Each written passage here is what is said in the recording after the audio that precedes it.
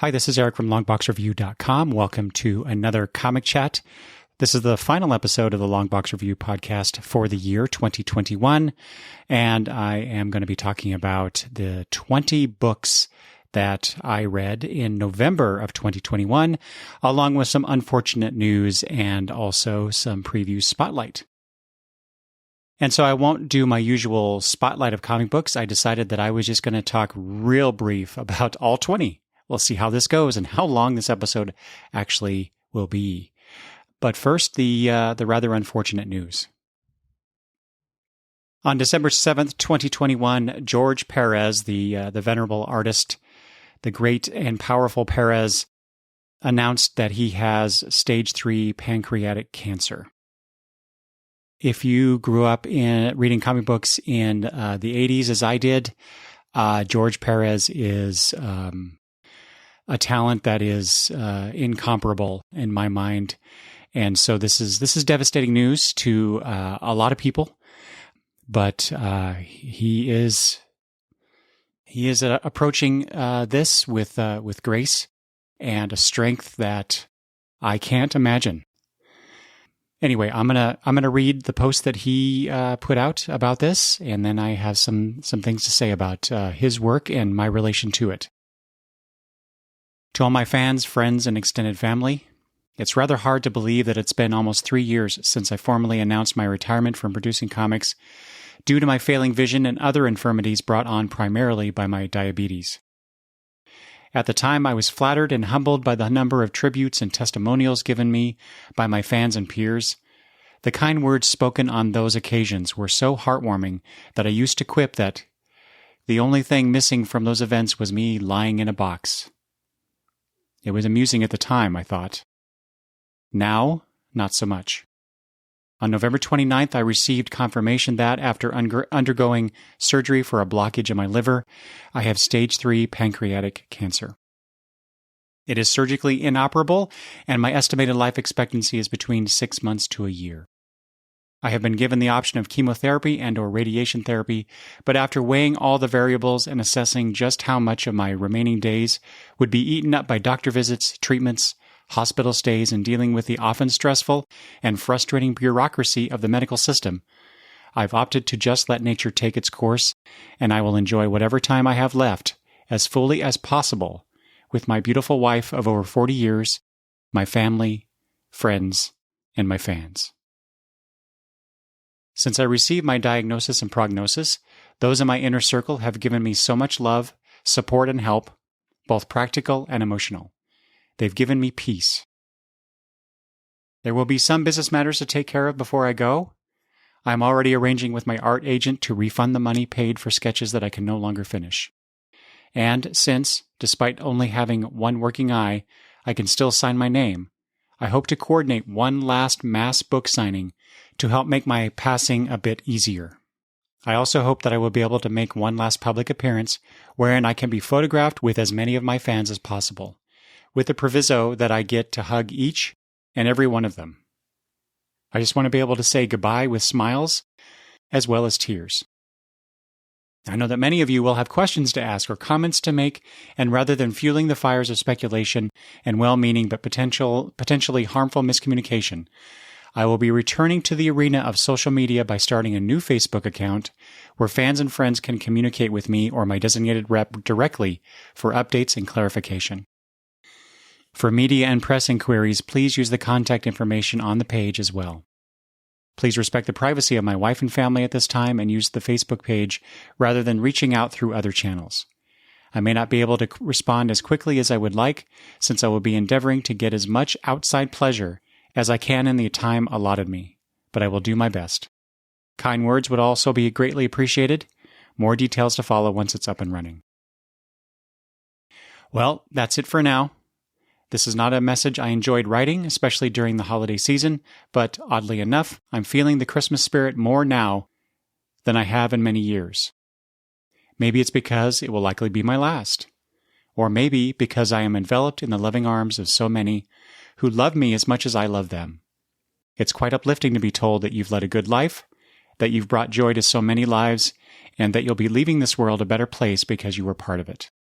To paraphrase Lou Gehrig, Some people may think I got a bad break, but today I feel like the luckiest man on the face of the earth. Take care of yourselves, and thank you. George Pérez. I'll have a link to the Facebook page that he noted there in the show notes, in case you were not aware of it.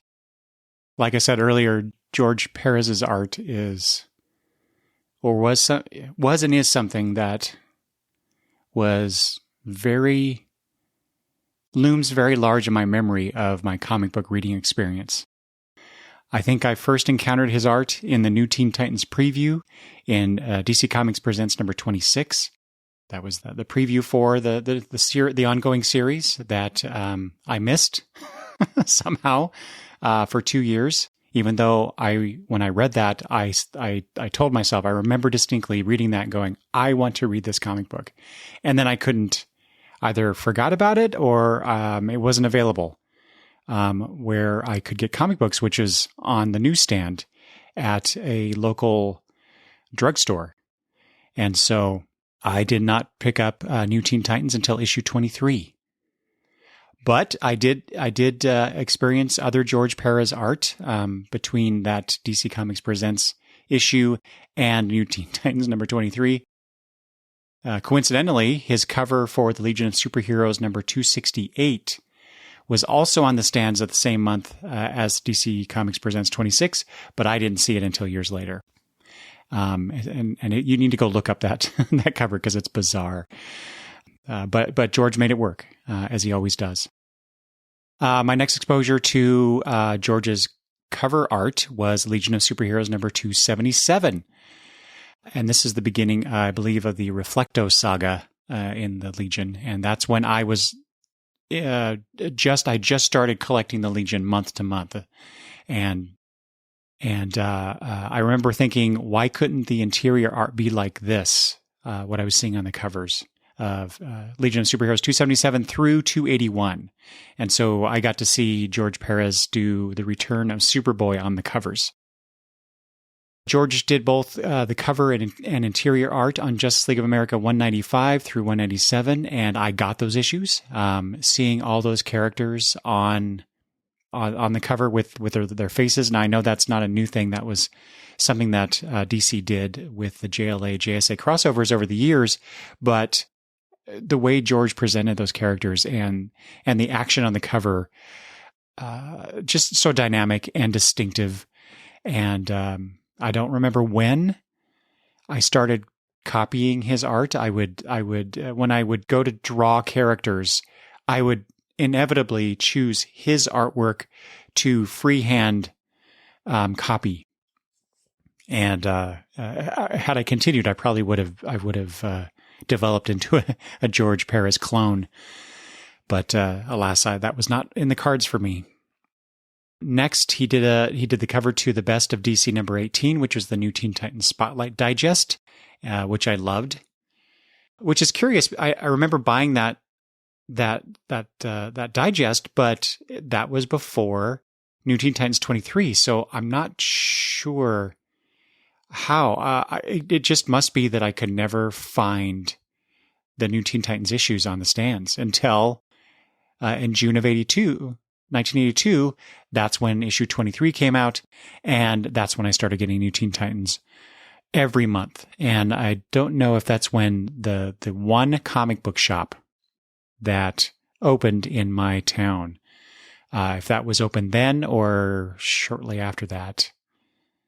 Because I remember during the whole Terra thing, the Terra storyline, that's when I was getting those issues at that comic book shop. So I think Tales of the New Teen Titans number 4 was also out that same month. I may have bought that too, because I remember buying one of those issues. It was either 3 or 4, and then I was in love with the New Teen Titans immediately, and I needed to go buy all the back issues, many of the back issues, as many as I could buy at the time.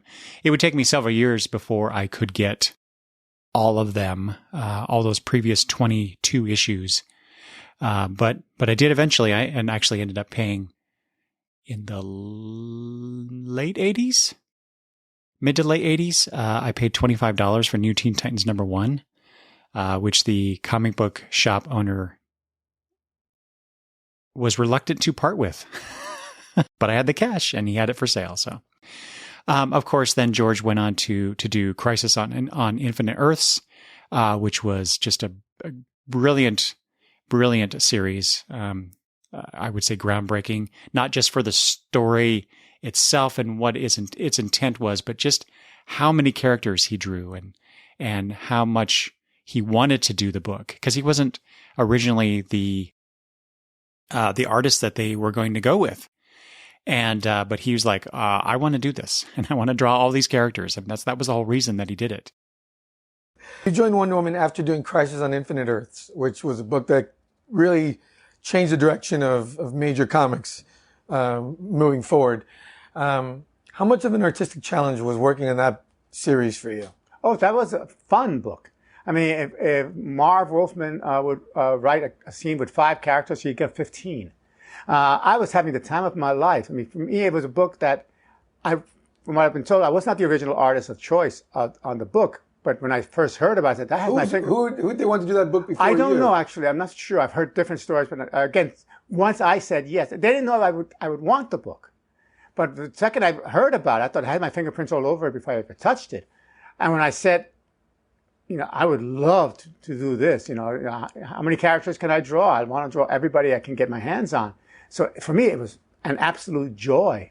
I had already done, the Titans. I had done the Justice League. Now I get to draw everybody, including characters that are obscure, but I really wanted to draw them. I had never drawn the Metalmen professionally. I got to draw them. Certain characters I wasn't even as familiar with, but like the Dolphin, and all these great villains. Again, what other chances was I going to get? And again, working with Marv Wolfman is a dream. I love working with Marv. He and I did, had a great time working on the Titans together, and to work on Crisis on Infinite Earth. Some of my best moments have been with Marv Wolfman. And then he followed that up with History of the DCU, that 2-issue explanation of post-crisis DC history, which is just beautiful. Peter and I looked at that during some recent Legion Project podcast episodes, and it was so much fun to revisit that series after so many years. I need to find a collected edition of that now, a hardcover, if preferably, so that I can have that on my shelf and look at whenever I want. He was also doing Who's Who covers and entries, and every time I would see him do those covers and those entries, it's just like it fills me with joy thinking about George's contributions to superhero comics. After Crisis was over, he lobbied to do Wonder Woman, the relaunch of Wonder Woman, and I got that for the first, year or so. And it was only just recently, within the last year or two, that I bought some back issues, the remaining back issues of that Wonder Woman series that George also drew.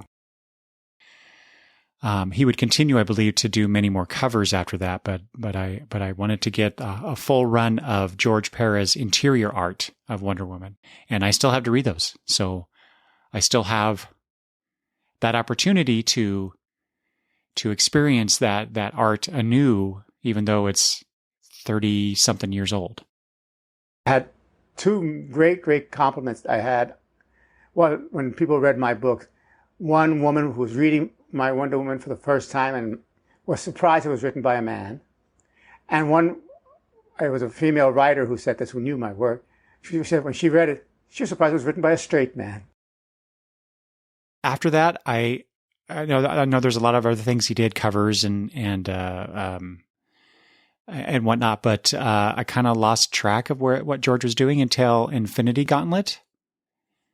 Some of that's probably just memory on my part, but when he returned to Marvel and they did the Infinity Gauntlet story, of course I got that. I did, however, miss most, if not all, of his Marvel work after that until the wonderful JLA Avengers series. I did eventually collect all of his and Kurt Busiek's Avengers relaunch, All those issues are sitting in my long boxes and just waiting for me to read. And I think I will have to start pulling those out. Not to mention all of the rest of the books that that I have of his that I've not read, which probably aren't that many now that I think about it. Crimson Plague came to mind. I have one or two issues of that. Anyway, I did read that. I do remember reading that, but I was elated later when he relaunched Brave and the Bold in 2007, and George on a team-up book. That's his strength. All those characters, and then he did Legion of Three Worlds, which given how Legion was really my first ongoing series, but then quickly replaced in stature, if you will, estimation, love for by New Teen Titans because of George Pérez and the characters that he and Marv Wolfman were charting in that series. But to have George Pérez do Legion, and not only one Legion, but three. I just need to go. I need to go reread that. Of course, I got his New 52 Superman and his World's Finest.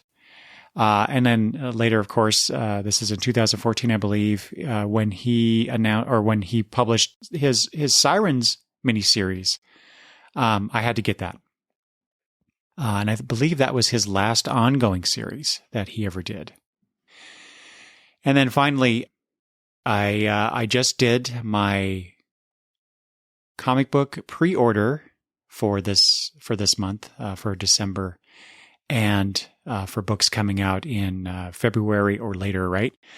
I just, I typed in George Perez's name to see if there's anything that I could order that I don't have, and I found a variant cover he did for Metal Men #6, and this is, I don't know, months and months ago, but it was available.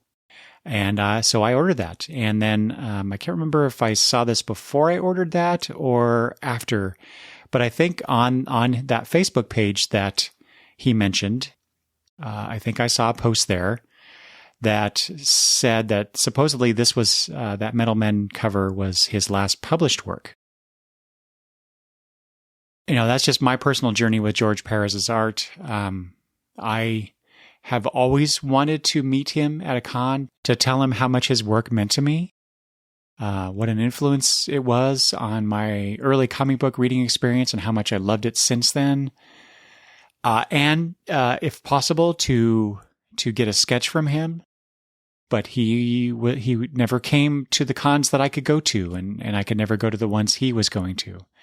And then when he announced in 2019 that he was retiring, it's like, oh, well, I guess I lost my opportunity. And now, anyway, I can't imagine the strength that he has to just live his life in his remaining days, like he said.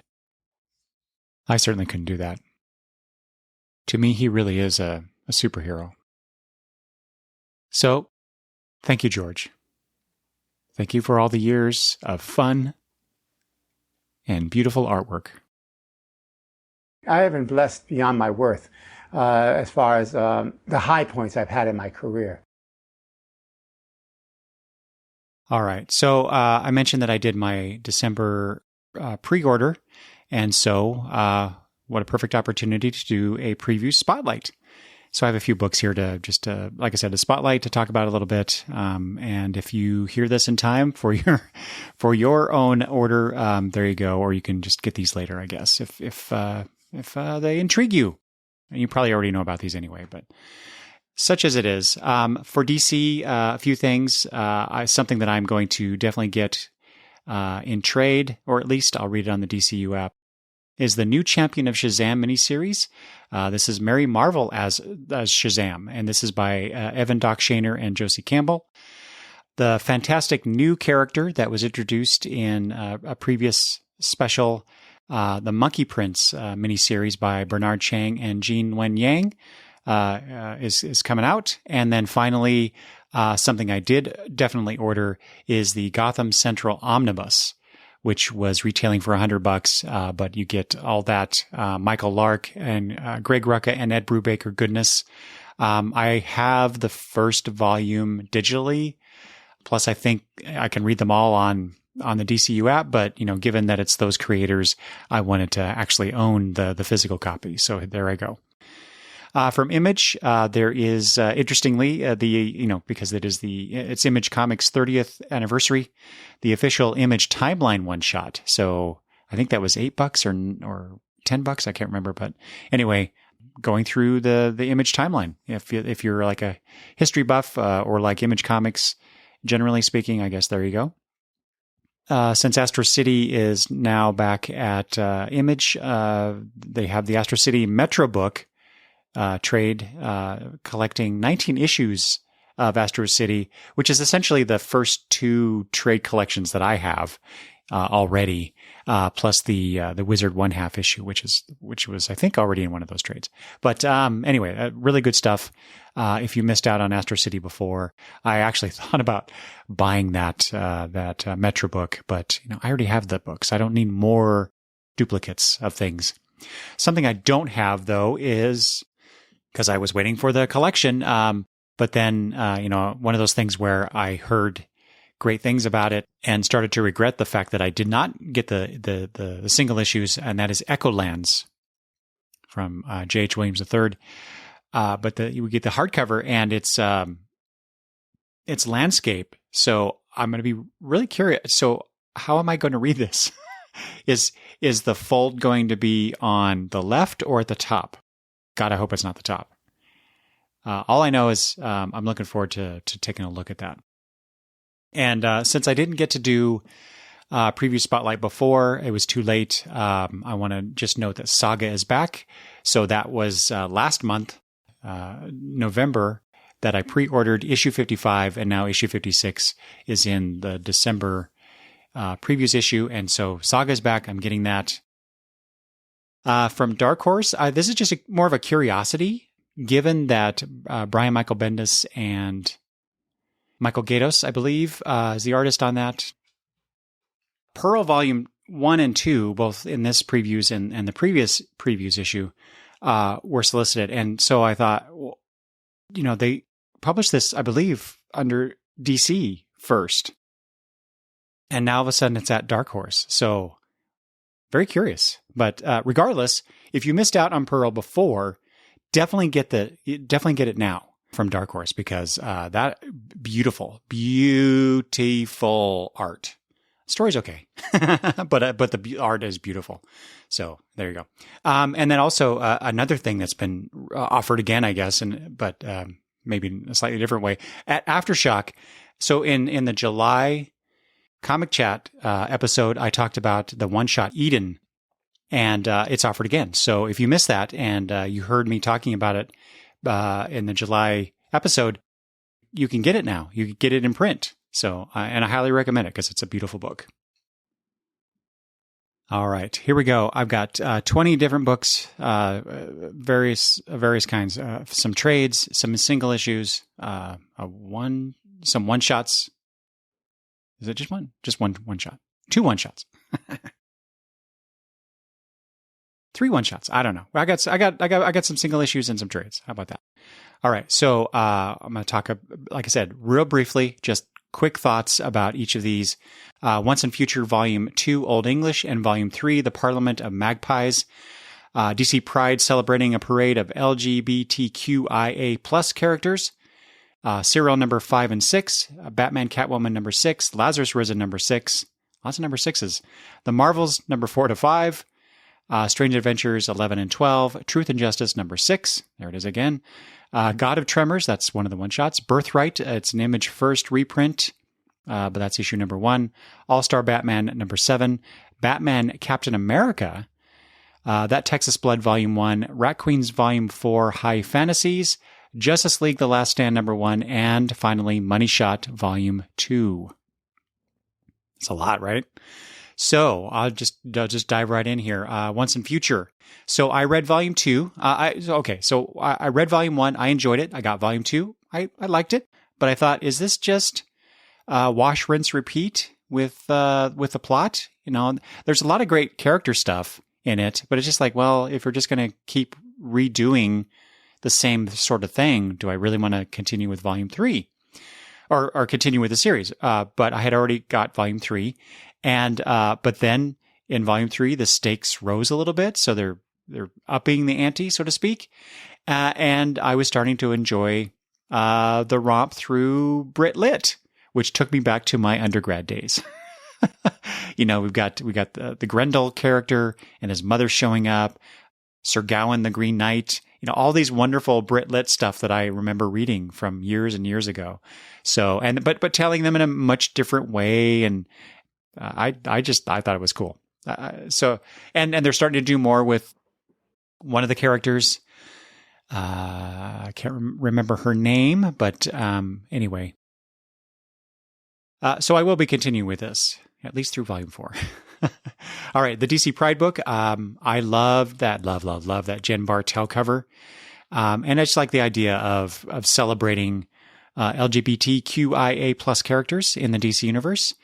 Some other highlights from that, the Midnighter versus the Vampire story. Just Midnighter he's, for a guy that's so steeped in violence, and that's his modus operandi. He's so funny. And then right after that, there was a Midnighter Apollo pinup by David Talaski that was gorgeous.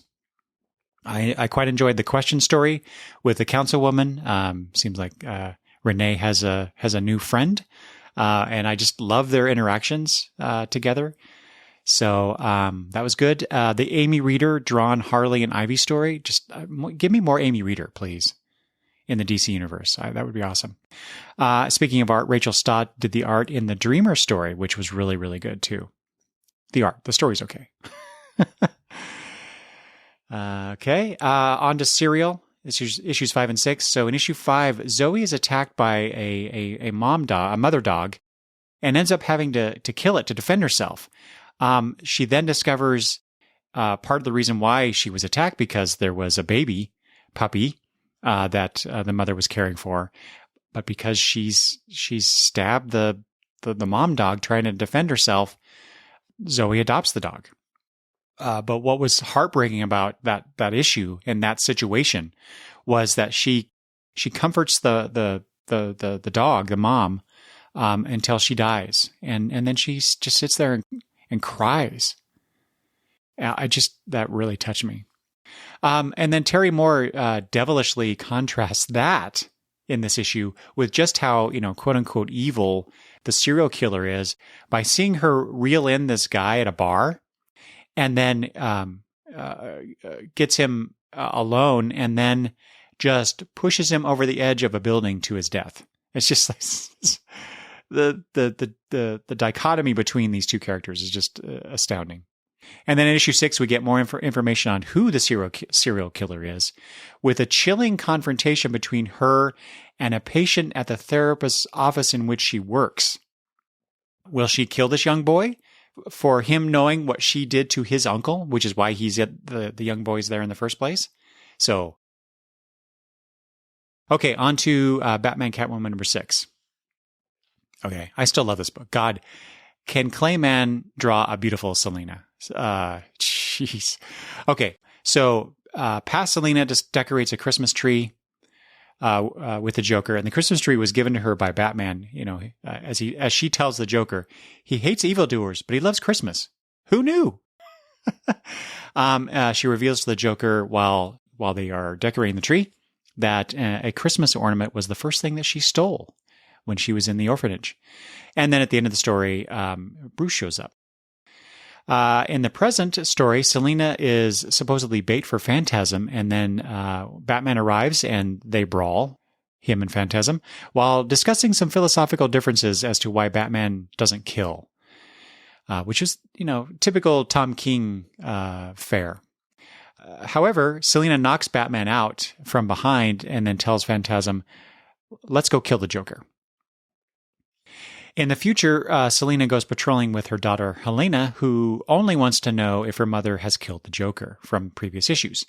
Selina ends up talking to Commissioner Dick Grayson, telling him that Bruce considered Dick and Dick's optimism Bruce's greatest triumph, and that Bruce was proud of Dick. And then they hug, and Dick thanks her for that. And I love that scene. Anytime you got Dick Grayson and his relationship with Bruce and what that really means to them, and not just this adversarial thing that they played with for years. I love that. And then later, Selina does admit to her daughter that she effing did kill the Joker. So I love that. That was good. All right. Lazarus Risen number 6. The book is back. And hopefully we'll be getting the other quarterlies on time, according to Greg Rucka in a podcast interview that I listened to. Anyway, so in this, the Carlyle and Hawk families negotiate an end of hostilities with a meeting between Hawk and members of the Carlyle family, including Forever, and the exiled Carlyle family mother, Abigail. Abigail tells Forever that she is, that Forever being the 7th iteration of Forever, she in particular is special. And Father Carlyle knows all about this. So a little bit more information about Forever and why she is the way she is during this entire series. We discover that Hawk, Father Carlyle, and Hawk's sister Leah were close in the past.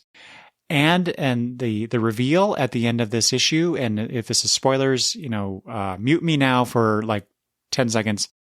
The revelation is that Carlyle murdered her, and there's a picture of her dead in a bathtub full of blood. Okay, was that 10 seconds? There's so much in this issue, so much more in this issue than just what that real brief description. And it continues to be one of my very favorite series of all time. Just all of the intercharacter relationships and the intrigue and just the art. It's all great stuff. All great stuff. Okay, the Marvels, issues 4 and 5. So much plot to get through here.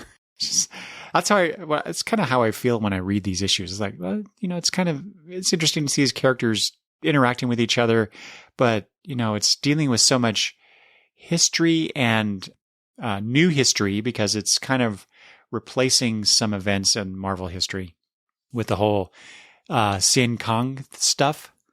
Anyway, Lady Lotus's dome of black energy surrounds Sin Kong, and when new hero Arrow arrives and touches it with her hand starts to shrivel and become skeletal-like. So basically it's poisoning her. She's taken back to Stark's flying campus thingy by this character called Warbird, who's interesting because she's like, I could be an ally if that's what it takes to get through the situation, or, who knows? So it's kind of weird. Ace shows up telling everyone that Spider-Man can't go to Cian Kong, but Black Cat and Kevin Schumer needs to go. Doctor Strange cures Arrow of her affliction, and now the heroes possess a sample of that black energy to investigate. Storm then arrives as a representative of Krakoa. Captain America tells them he might know a guy to help them get into Cian Kong, and it turns out to be Arcus, the original Vision. All right, so like I said, lots of stuff happening there. I don't know where it's going yet, but slowly plotting its way along to whatever we're going to get it out of this. I don't know. Anyway, this is like a good meal at your favorite greasy spoon. It's comfort food, but nothing to post to Instagram about. Oh God, I hope Kurt Busiek does not hear that. Okay, Strange Adventures numbers 11 and 12. Finally, we get the end to the story. I just want to say, first off, beautiful art. And I was really looking forward to the resolution of the mystery about Adam's daughter in particular, what happened to her, what Adam did in this situation, because there were some implications that, maybe he wasn't, being honest for one, and maybe he had something to do with the daughter's death and all this stuff. Anyway, I won't reveal some of this stuff, but I will say that the reveal and the aftermath of that was done so quickly at the end of this series. I feel a little ripped off in the way that this story was told. I feel like we needed another issue or 3 to really get into the psychology and repercussions of Adam Strange's actions. Maybe you disagree, but I feel like this is maybe the weakest of the King Garrett's productions. And I know Evan Shaner had a lot to do with this too, which, I really liked his stuff in this. But, this is with King and Garrett's together, they've done several things now. So, however, just like with all of those, I feel like I need to reread and reevaluate this series. So we'll see. All right, Truth and Justice number 6. This is a cute story about the Bat family throwing Damien a birthday party, which grandfather Ra's ruins by kidnapping Damien to give him a magical trident that will give him immortality and power. In the end, he gives the trident back to the god that Ra's took it from and reunites with his father and his extended family. It was nice. There were some funny moments in it. But it was okay. Another of the Aftershock one-shots, God of Tremors. Like I said, Eden is one of my favorites. But this was not quite as good. I like the examination of how epilepsy was treated in, Victorian times? I might be wrong about what time period it was set, but, in the past, which is to say, very horribly. But the whole God of Tremors supernatural aspect was not as intriguing as I would have liked. Even if the quote unquote evil father in the story gets his comeuppance in the end. It's kind of, I don't know, it's kind of all wrapped up really nice and tidy at the end. I guess I wanted a messier ending. I don't know. Okay. Birthright, the image first, Birthright number 1. I remember thinking at the time when I saw the solicitation for Birthright, when it was first solicited, that it was an interesting idea, which is basically a guy goes to another dimension as a kid and grows up to become its savior. Only was he? And so I wanted to read this issue. It was 60 cents from DCBS when I ordered this. So I'm like, what the heck? I'll try it and see if I want to get this, get the trade collection and start reading this. But other than the twist at the end that was revealed, I don't know that there was enough to get me to buy the collections. So I don't think I'll be continuing with that. All right. All-Star Batman number 7. So I had purchased All-Star Batman up to issue 6 when it was an ongoing title. And I didn't really care for it. Big surprise. Another Scott Snyder Batman book that I don't really care for. I did like his and Greg Capullo's Batman run in the New 52. So, but I didn't really care for All-Star Batman. So I stopped at issue 6. Since then, however, I fell in love with Tula Lotte's art and discovered that she had done issue number 7, which I didn't get. So, again, I was, as I often do, when I'm doing my order at DCBS, I will search certain artists' names. Curiously, not any writers, but it's usually artists. And discovered that she had done All-Star Batman number 7, and it was available, so I ordered it. And because she doesn't do a lot of interior sequential art, she mostly does covers and other kinds of posters and whatnot. So I got it, and I enjoyed it. It was interesting Poison Ivy story. Yeah, it was a fine story. I got it for the art. All right, Batman Captain America, one of those DC Marvel crossover one shots that they have done over the years. I actually wanted to get this for a long time and had been searching for it for several years, and then finally found it at mycomicshop.com for not too much money, and so I got it. And I was like, finally. I kind of given up. And then I just happened to, I think I just did a random search while I was doing an order because I wanted to add a few more things to my order. Anyway, John Byrne doing these characters set during World War II. So it gave me a little bit of the vibe that John Byrne did when he did the Generations series with Superman and Batman, where he had them age through time during those 3 different series. And so like I said, I kind of got a similar vibe to this, but it was really cool to see these characters interact, especially when they swapped sidekicks and Robin was with Captain America and Bucky was with Batman. So anyway, it was fun. I enjoyed it. All right, that Texas Blood Volume 1, I got this because it sounded interesting. And then it sat on my shelf for a while, and I had heard, people or seen people online talking about it, and finally decided, I should probably read that. Well, and I did that because Volume 2 was solicited in previews recently. And as I often do when I see that, I'm like, oh, I haven't read the previous volume. I better do that real quick to see if I want to order it. Anyway, so I read it, and yeah, I decided I did not need to. I didn't need to get Volume 2. I quite frankly, I was bored. I was bored with the story.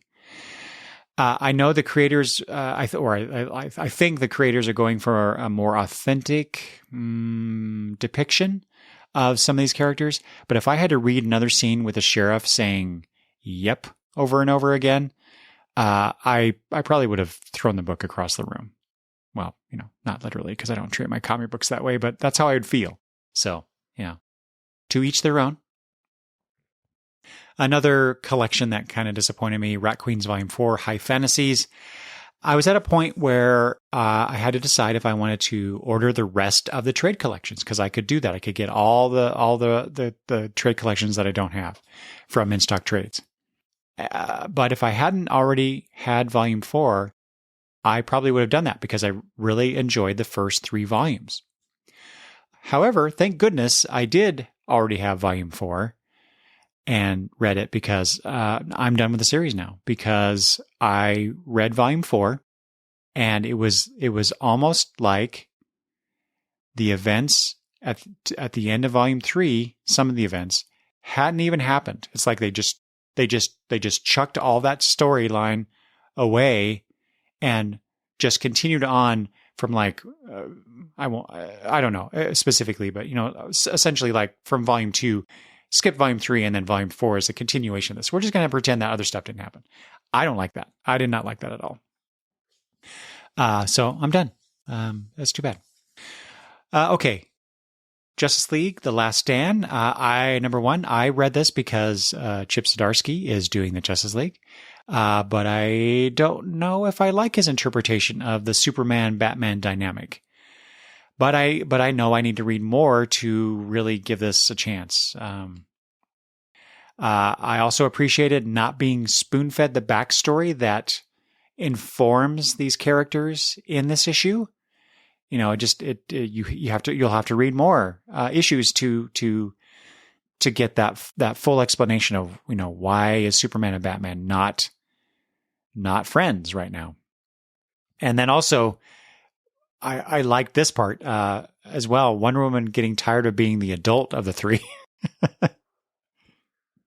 So yeah, that's not a book that is that I feel like I need to read immediately when the second issue comes out, if it hasn't already. But I will get to it eventually, just to see how Zdarsky is doing with these characterizations. And then finally, Money Shot Volume 2. A similar situation to some of these other books. I needed to know if I wanted to pre-order Volume 3. So I read this book, Volume 2, late in the month of November, and I was not disappointed. If you go listen to, I forget now which episode it is, but I have already talked about Money Shot Volume 1, and I loved it. And so this Volume 2 has not disappointed me. The group is in a bit of a weird place with each other after the events of Volume 1, and then a new explorer joins the team. So we get a bit of political satire that I really appreciated, especially with what happens to the guy.